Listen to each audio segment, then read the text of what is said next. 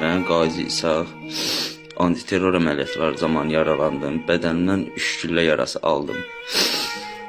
Bədənimdən, bağırsımdan 1 metr kəsib götürdülər. Sidik hissəm dağıldı. Ciyarıma güllə dəydi. Bu əməliyyatlar zamanı sonsuzluq diaqnozu qoyuldu mənə. 1 illik 50'lik verildi mənə. Pensiyamı kəsdilər, 50'liyimi kəsdilər. Nə pensiya alıram, heç bir şey almıram. Atamın 62 yaşı var. Atam heç bir yerdə işləmir. Özü də ağır xəstədir. Anam heç bir yerdə işləmir. Yaşadığım vəziyyət çox pis vəziyyətdədir. Ağrılarım tutanda skoru 2 saata, 3 saata gəlir. Gələcəkdə mən bir ailə başçısı ola bilməyəcəm, uşaq sahibi ola bilməyəcəm. Gələcəyim vətənə qurban verdim.